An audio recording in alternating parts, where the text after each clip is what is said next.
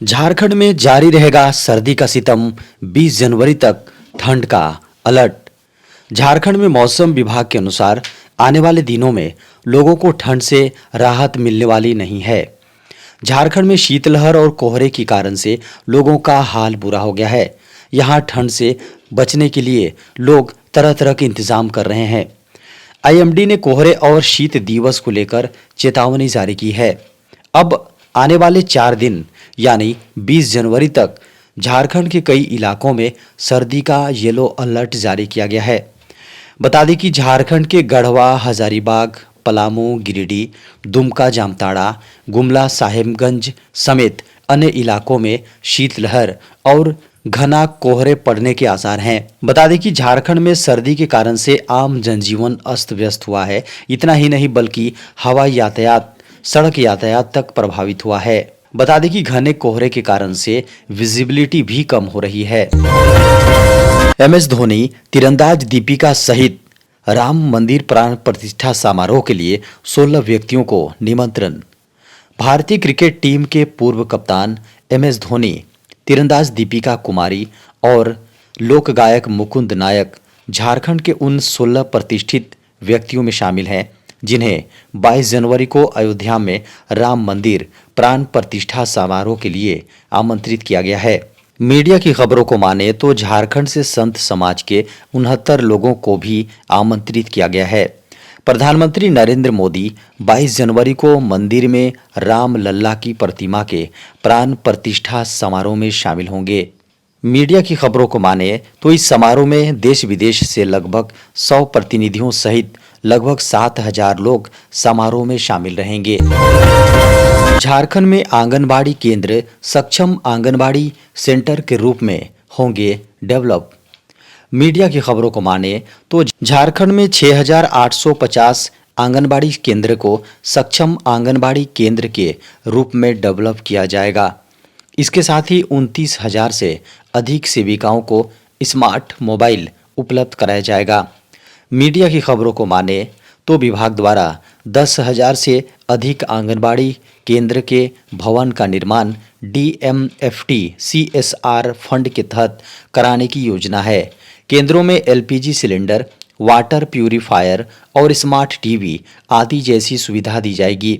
बता दें कि आंगनबाड़ी सेविकाओं के लिए 9,500 रुपये हर महीने, साथ ही सहायिकाओं के लिए 4,750 रुपये प्रति माह निर्धारित किया गया है।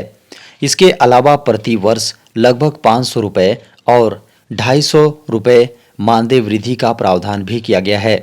साथ ही सेविकाओं और सहायिकाओं की सेवानिवृत्ति की उम्र बढ़ाकर 62 वर्ष कर दी गई है।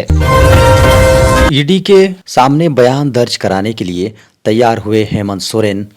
झारखंड के मुख्यमंत्री हेमंत सोरेन कथित मनी लॉन्ड्रिंग मामले में प्रवर्तन निदेशालय को अपना बयान दर्ज कराने के लिए तैयार हो गए हैं। मुख्यमंत्री ने ईडी के 8वें समन के बाद बयान दर्ज कराने के लिए अपनी सहमति दे दी है।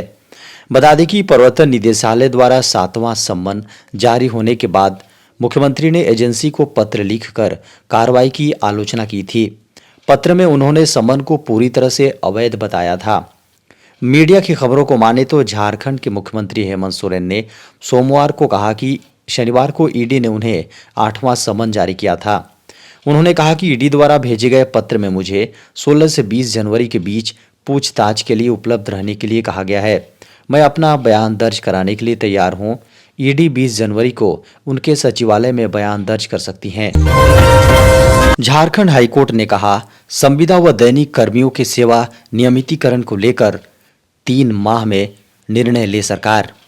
झारखंड उच्च न्यायालय ने कहा है कि सरकार के विभिन्न विभागों में कार्यरत संविदा व दैनिक कर्मियों के सेवा नियमितीकरण को लेकर दायर 5 दर्जन से अधिक याचिकाओं पर निर्णय सुनाया।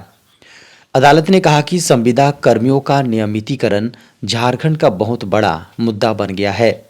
याचिकाओं को निष्पादित करते हुए कोर्ट ने प्रार्थियों को निर्देश दिया कि वह अपना अभ्यावेदन रिप्रेजेंटेशन 1 माह के अंदर संबंधित विभाग को देंगे। संबंधित विभाग सुप्रीम कोर्ट के स्टेट ऑफ कर्नाटक बनाम उमा देवी, नरेंद्र कुमार तिवारी बनाम झारखंड सरकार के निर्णय के आलोक में 3 माह के अंदर निर्णय लेंगे। झारखंड में बनाए जाएंगे 6 कॉरिडोर, सफर होगा आसान।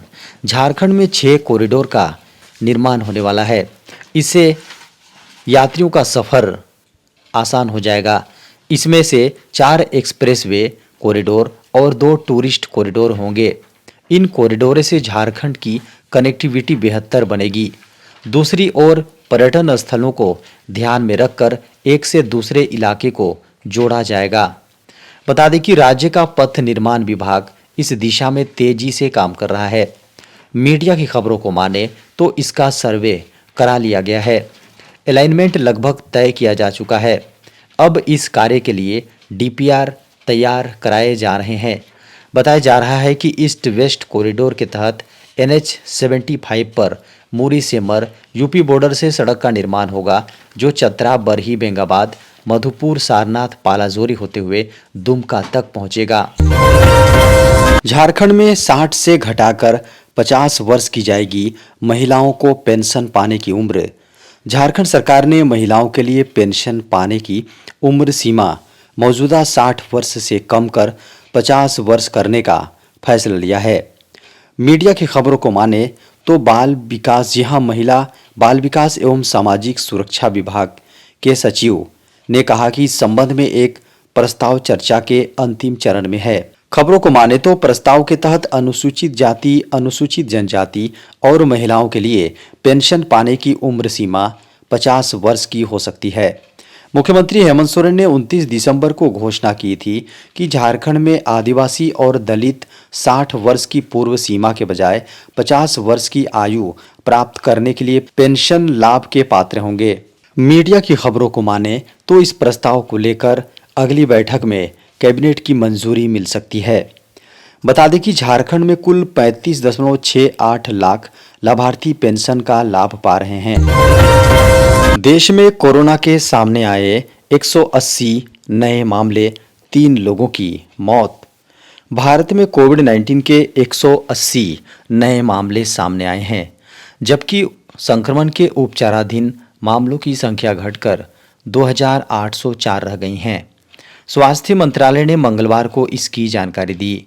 मंत्रालय के अनुसार सुबह 8 बजे के अद्यतन आंकड़ों के अनुसार पिछले 24 घंटे के दौरान संक्रमण से महाराष्ट्र में 3 लोगों की मौत की खबर है। दैनिक मामलों की संख्या पिछले साल 5 दिसंबर तक घटकर 2.5 अंक तक आ गई थी, लेकिन ठंड और वायरस के नए उपस्वरूप के कारण मामलों में तेजी आई है। मीडिया की खबरों को माने तो एक दिन में कोविड-19 के नए मामलों की संख्या 31 दिसंबर 2023 को 841 दर्ज की गई, जो मई 2021 में दर्ज सर्वाधिक मामलों का 0.2% था। कोविड-19 के उपचाराधीन मरीजों में से लगभग 92% मरीज घर पर ही पृथकवास में हैं।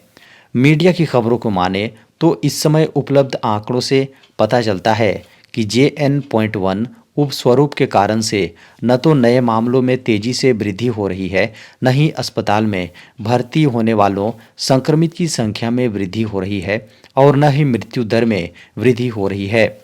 देश में कोरोना वायरस के डेल्टा स्वरूप के कारण अप्रैल-जून 2021 में महामारी की स्थिति बेहद भयावह हो गई थी और उस दौरान 7 मई 2021 को देश में एक दिन में संक्रमण के 4,14,188 नए मामले सामने आए थे और 3,915 मरीजों की मौत हुई थी।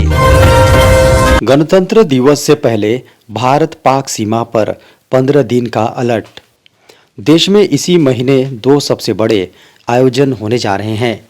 पहला 22 जनवरी को यूपी के अयोध्या में राम मंदिर में रामलला की प्राण प्रतिष्ठा, तो वहीं दूसरा 26 जनवरी को मनाया जाने वाला देश का गणतंत्र दिवस। इन दोनों कार्यक्रमों को लेकर तैयारियां की जा रही हैं। सबसे बड़ी चुनौती सुरक्षा के मोर्चे को लेकर है, जिसमें पाकिस्तानी आतंकियों की कार्यक्रम में खलल डालने की किसी भी कोशिश को नाकाम करना है। इस बीच गणतंत्र दिवस से पहले भारत पाक सीमा पर 15 दिनों का अलर्ट है। 15 दिनों का यह स्पेशल अलर्ट सीमा सुरक्षा बल यानी बीएसएफ ने जारी किया है।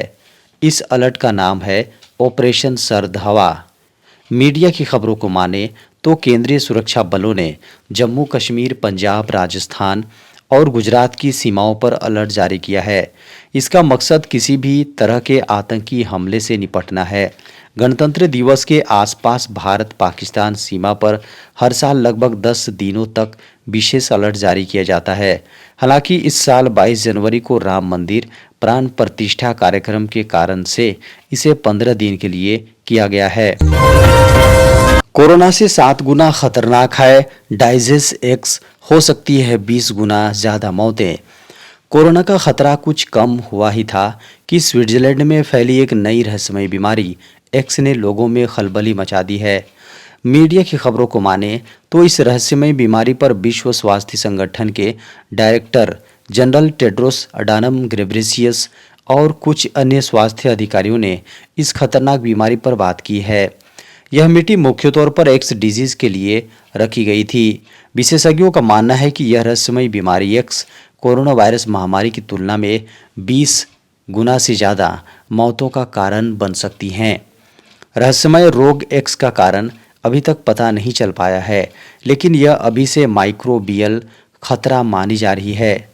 विश्व स्वास्थ्य संगठन ने 2017 में इस रोग को अपनी रिसर्च में सबसे ऊपर शामिल किया था। इसके एक्टिव पैथागन्स जैसे SARS और एबोला जैसे पार्टिकल्स भी बेहद ही खतरनाक हैं। WHO की माने तो यह उनकी ओर से एक शुरुआत है ताकि इस खतरनाक बीमारी के लिए एक तैयारी रखी जाए। पश्चिम अफ्रीका में 2014-2016 इबोला महामारी द्वारा चिड़ा मानवीय संकट एक वेकअप कॉल था। जहां दशकों की रिसर्च के बाद 11,000 से ज़्यादा लोगों की जान बचाने के लिए समय पर तैनात करने के लिए कोई उत्पाद भी तैयार नहीं थे।